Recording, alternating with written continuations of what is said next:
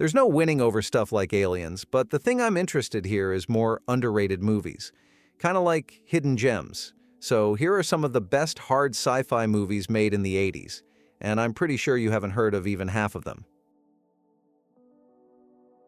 Millennium is a time travel thriller from the late 80s that pretty much nobody talks about anymore, but it's got one of those high-concept setups you wish more movies would try. Future Earth is basically ruined by pollution, nobody can have kids, so people from that future travel back in time to grab passengers off planes that are about to crash. They do it right before the disasters, so nobody notices. Chris Christopherson plays an investigator who starts digging into these weird disappearances after a mid-air collision. Things get complicated fast. There's time travel, causality loops, and this big paradox hanging over everything. The story started as a short by John Varley, then became a novel, and then this movie. Varley actually wrote the screenplay himself and spent something like a decade rewriting it, working under 4 different directors. By the time the cameras finally rolled, he said a lot of his vision was lost. Working in Hollywood, half the people didn't care if the science fiction made sense or not, and each new director brought their own ideas, so the script kept changing. In the end, Michael Anderson directed, and the finished movie is kind of a mix. It's still got Varley's original idea at the core, but you can feel it went through a lot of hands. Still, if you want something with a clever time travel idea and don't mind the rough edges, it's worth a look. Electric Dreams is a romantic comedy with a weird sci-fi twist. There's this shy architect who buys a computer to get his life organized. This is mid-80s, so that's already funny. He accidentally spills a drink on it, and suddenly the machine wakes up and starts thinking for itself. The computer gets interested in the architect's neighbor, a cellist played by Virginia Madsen, and you end up with a love triangle: man, woman, machine. The whole thing is pure 80s. It was the first feature from Steve Barron, who was mostly doing music videos before this, and you can tell. The movie is loaded with that MTV visual style, plus the main song, Together in Electric Dreams by Phil Oakey, was a real hit. The film feels totally pre-internet, almost innocent about computers. There's no evil artificial intelligence, just a machine that wants to make a friend. Looking back, Electric Dreams is actually optimistic about technology. What if computers just want connection, not control? It's light, a bit odd, but memorable, and the soundtrack still rules. Runaway was written and directed by Michael Crichton, who later did Jurassic Park. Tom Selleck stars as a cop who leads the LAPD's robot division. In this near future, robots are everywhere. Offices, homes, farms. Most of the time, they just break down, but now there's a criminal, played by Gene Simmons from Kiss, who's figured out how to turn these things deadly. Suddenly, you've got robot spiders injecting acid, appliances going haywire, and even heat-seeking bullets that can change direction mid-flight. The movie actually takes place in a world that looks like the regular 1980s, just packed with practical effects robots everywhere. Crichton wanted to make something that felt like it could happen. He called it a techno-thriller about the dangers of everyday tech, and it's kind of wild how many things he actually got right. There are scenes with robotic vacuums, drone-style cameras, automated farming, stuff that was pure science fiction then but actually exists now. None of the robots are digital. It's all practical effects, and honestly, some of them still look great. Runaway came out in the middle of a stacked holiday season. The Terminator, Dune, Starman all dropped at the same time, so it got buried. It's a shame, really. There's a bunch of ideas that turned out to be a lot more real than anybody guessed in the 80s. Matthew Broderick here plays an Air Force trainee who gets in trouble for sneaking a girl onto a plane. As punishment, they send him to a research facility where they're training chimpanzees to use flight simulators. He ends up bonding with one chimp, Virgil, who was actually taught sign language by Helen Hunt's character. Then it gets dark. He finds out the chimps are being used for deadly experiments, and the rest of the movie is about trying to save them. You know right away this is a good guys against bad guys story. Animal rights versus military bureaucracy. The movie doesn't really play fair with the arguments. It just wants you to root for the chimps and feel bad for them. And honestly, it works. The chimps were real, trained by Hubert Wells and his team, and the stuff they do on screen took months of prep. The story is fiction, but the experiments actually weren't. They're based on real animal tests that happened at Brooks Air Force Base in Texas for years and still happen in some form. People loved it for the emotional pull, even if critics were a bit mixed. The movie gets points for using hard science in a way you don't usually see, biology, not computers or robots. Leviathan is pure late 80s sci-fi horror. A deep-sea mining crew finds a wrecked Soviet ship on the ocean floor, pulls a strange container back to base, and accidentally releases a parasite that starts turning people into a monster. The survivors, led by Peter Weller and Amanda Pays, are stuck 16,000 feet down, a storm raging above, and now they're being picked off one by one. It's basically Alien meets The Thing, just underwater. What really makes Leviathan work is the creature itself, built by Stan Winston Studio. They went all out on it, used animatronics, prosthetics, created different stages of the infection, from human with scaly skin to a full-on sea monster. There's even this hand mutation scene, teeth and all, that's hard to forget. The effects are all practical and honestly still hold up. Leviathan came out the same year as Deep Star 6 and The Abyss, so it got lost in the flood of underwater movies and critics called it derivative. It's not high art, but if you're into practical monsters and 80s effects, this one delivers. The Philadelphia experiment is based on that old urban legend, the Navy's secret experiment to make a warship invisible in 1943. In the movie, 2 sailors sign up for the experiment, the ship disappears, and suddenly they're thrown 40 years into the future, landing in 1984 America. So now you've got 2 guys from World War II on the run in Reagan-era America trying to figure out what happened and how to stop a new experiment that could destroy the world.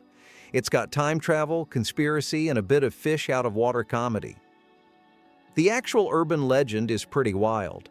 The story goes that the USS Eldridge was part of a top-secret project in Philly and vanished, with rumors of sailors ending up fused into the metal or lost in time. Historians say it's all a hoax, but the legend stuck around thanks to the 1979 book about it. There's a cool behind-the-scenes detail here. John Carpenter, who did Halloween and The Thing, actually worked on the first draft of the script. He called it absolute crap, but what a great story, which pretty much sums up the whole vibe. He couldn't quite crack the ending and eventually left, but his fingerprints are still on the project. There's this government project where psychic operatives can go into other people's dreams. Dennis Quaid plays a young psychic who's brought in to help people with their nightmares. Sometimes to help, sometimes to kill, depending on who's asking. The president keeps having these nuclear war nightmares, and it's up to Quaid's character to go in and try to save him. Meanwhile, there's another psychic inside the dream world with much worse intentions. What's interesting is the movie actually drops a reference to the real CIA MKUltra program, just to make all the dream tech feel a little more believable. But what really makes Dreamscape stand out is its place in movie ratings history. This was the second ever PG-13 movie right after Red Dawn. The filmmakers had to fight for that rating. They cut out a short nudity scene to avoid an R. They went all in on practical effects for the dream sequences. You get stop motion, prosthetics for the Snake Man, matte paintings for post-nuclear cityscapes. Everything's built by hand, and it gives the movie a weird old-school feel. The mix of horror and sci-fi works, and if you're into practical effects, it's one of those cult favorites that holds up. The Manhattan Project is a Cold War thriller with a teenage science whiz at the center. This kid finds out there's a secret government lab near his house making nuclear weapons. He decides to expose it by stealing some plutonium and building an actual atomic bomb for his school science fair. The idea for the movie actually came from a real story. A Princeton student built a nuclear bomb design for a class project back in 1977. Here, the filmmakers took that idea and just ran with it. What if the kid actually made the bomb? A lot of the budget went into the ending, which was shot inside a real decommissioned cyclotron facility, and into the design of the bomb itself. The production had real physicists consulting on the science, and the script uses actual engineering and radiation terminology. And this makes it feel a lot more grounded and a lot more watchable than you'd expect. At one point, the government even told the filmmakers to back off, worried they were giving away too much real info. It almost got shut down over national security, but they managed to finish. Alien Nation is half buddy cop movie, half sci-fi. In the near future, Earth gets 300,000 alien refugees called newcomers who show up in LA looking for a new life after escaping slavery. James Caan is the human detective, Matt Sykes, who doesn't trust the newcomers at all. And Mandy Patinkin plays San Francisco, the first alien detective to join the force. They team up to solve a homicide that turns out to be connected to newcomer crime syndicates and a dangerous drug that only affects the aliens. What makes Alien Nation work is how it uses all the sci-fi details to talk about real social issues like racism and immigration.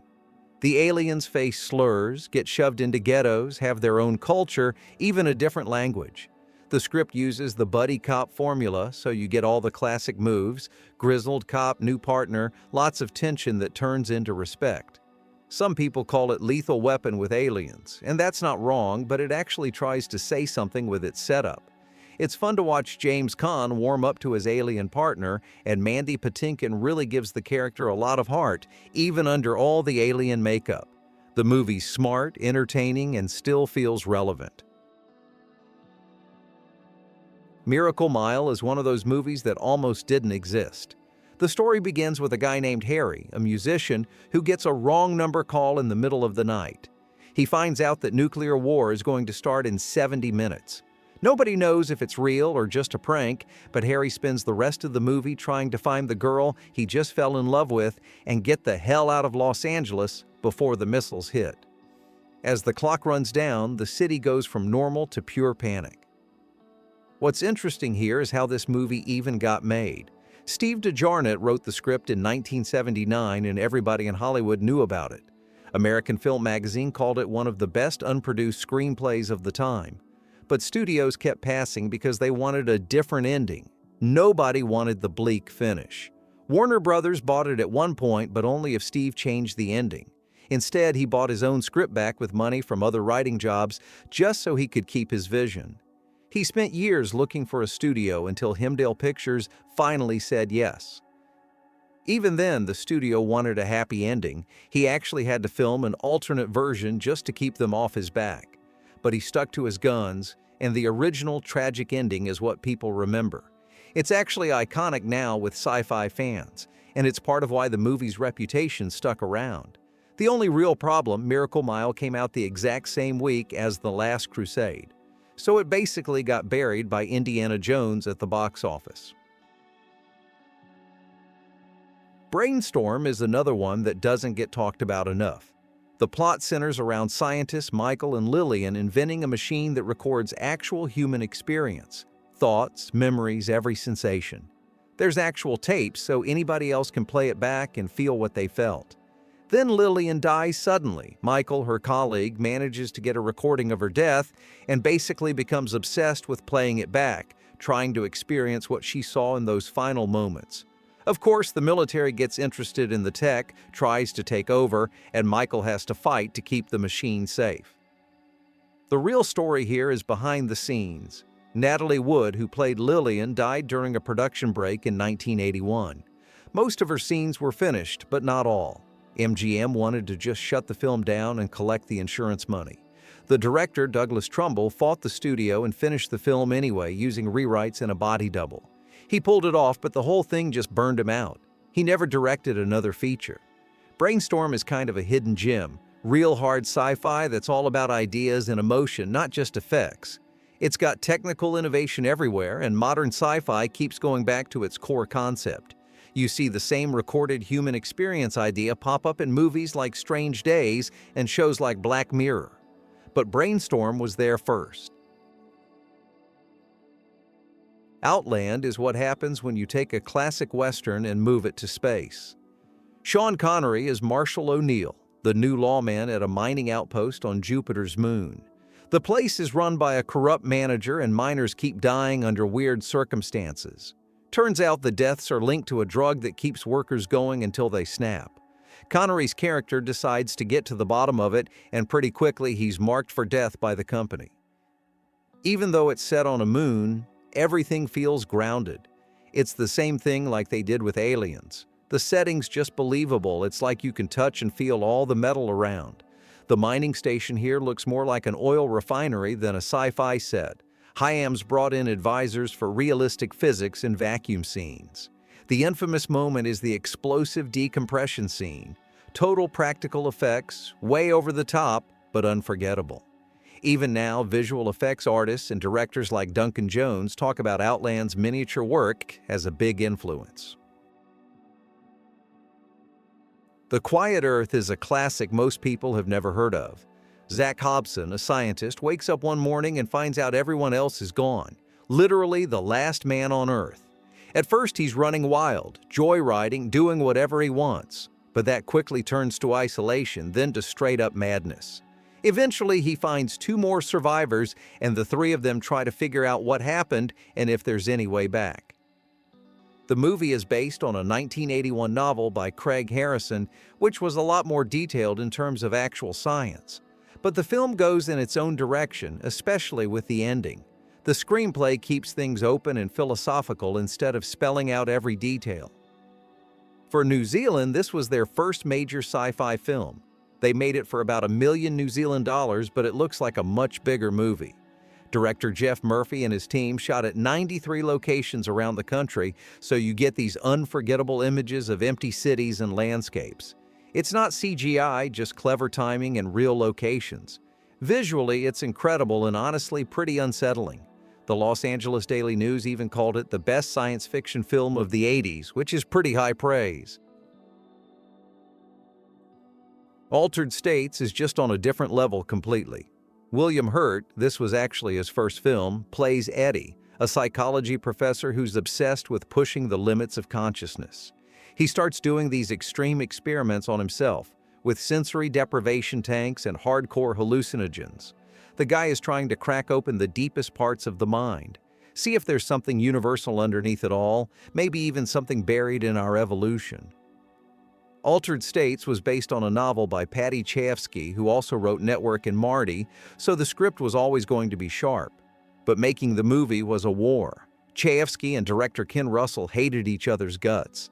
Chayefsky thought Russell was wrecking his script. Russell thought Chayefsky was taking over the set. It got so bad, Chayefsky quit the production and took his name off the film. But what you get in the finished movie is wild. Ken Russell goes all in with the visuals. There's no CGI here. Every trippy vision, every de-evolution, it's all practical effects, light shows, and old-school animation. You get religious symbolism, bodies melting and transforming, straight-up body horror mixed with philosophy and science fiction. Love it or find it insane, few would deny it's memorable.